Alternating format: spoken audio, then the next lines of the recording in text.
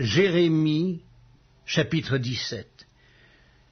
Le péché de Juda est écrit avec un burin de fer, avec une pointe de diamant. Il est gravé sur la table de leur cœur et sur les cornes de vos autels. Comme ils pensent à leurs enfants, ainsi pensent-ils à leurs autels et à leurs idoles d'Astarté, près des arbres verts, sur les collines élevées. Je livre au pillage ma montagne et ses champs, tes biens, tous tes trésors et tes hauts lieux à cause de tes péchés sur tout ton territoire.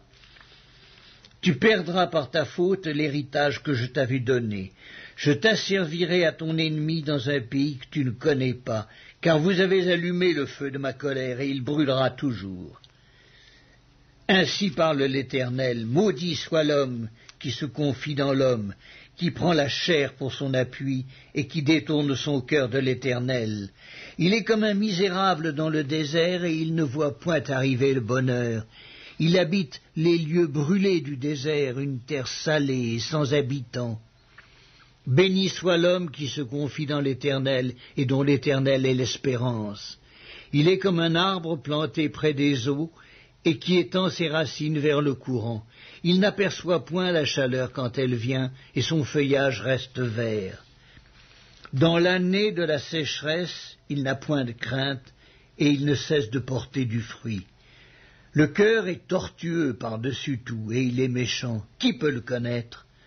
Moi, l'Éternel, j'éprouve le cœur, je sonde les reins, pour rendre à chacun selon ses voies, selon le fruit de ses œuvres. Comme une perdrix qui couve des œufs qu'elle n'a point pondus, tel est celui qui acquiert des richesses injustement. Au milieu de ses jours, il doit les quitter, et à la fin, il n'est qu'un insensé. Il est un trône de gloire élevé dès le commencement, c'est le lieu de notre sanctuaire. Toi qui es l'espérance d'Israël, ô Éternel, tous ceux qui t'abandonnent seront confondus. Ceux qui se détournent de moi seront inscrits sur la terre, car ils abandonnent la source d'eau vive, l'Éternel. Guéris-moi, Éternel, et je serai guéri. Sauve-moi, et je serai sauvé, car tu es ma gloire. Voici, ils me disent, où est la parole de l'Éternel? Qu'elle s'accomplisse donc. Et moi, pour t'obéir, je n'ai pas refusé d'être pasteur, je n'ai pas non plus désiré le jour du malheur, tu le sais. Ce qui est sorti de mes lèvres a été découvert devant toi. Ne sois pas pour moi un sujet d'effroi, toi mon refuge au jour du malheur. Que mes persécuteurs soient confus et que je ne sois point confus. Qu'ils tremblent et que je ne tremble pas, moi. Fais venir sur eux le jour du malheur, frappe-les d'une double plaie. Ainsi m'a parlé l'Éternel. Va, et tiens-toi à la porte des enfants du peuple, par laquelle entrent et sortent les rois de Juda, et à toutes les portes de Jérusalem. Tu leur diras, écoutez la parole de l'Éternel, roi de Juda, et tout Juda, et vous tous, habitants de Jérusalem, qui entrez par ces portes. Ainsi parle l'Éternel. Prenez garde à vos âmes, ne portez point de fardeau le jour du sabbat, et n'en introduisez point par les portes de Jérusalem.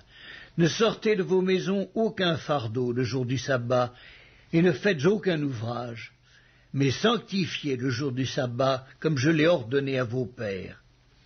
Ils n'ont pas écouté, ils n'ont pas prêté l'oreille, ils ont raidi leur cou pour ne point écouter et ne point recevoir instruction.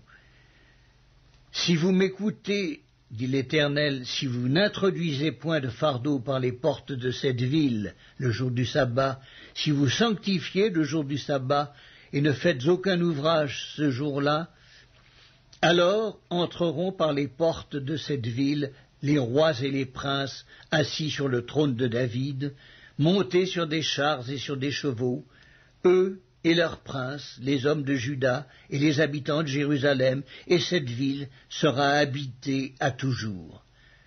On viendra des villes de Juda et des environs de Jérusalem, du pays de Benjamin, de la vallée, de la montagne et du Midi, pour amener des holocaustes et des victimes, pour apporter des offrandes et de l'encens, et pour offrir des sacrifices d'action de grâce dans la maison de l'Éternel. Mais si vous n'écoutez pas quand je vous ordonne de sanctifier le jour du sabbat, de ne porter aucun fardeau, de ne point en introduire par les portes de Jérusalem le jour du sabbat, alors j'allumerai un feu aux portes de la ville, et il dévorera les palais de Jérusalem, et ne s'éteindra point.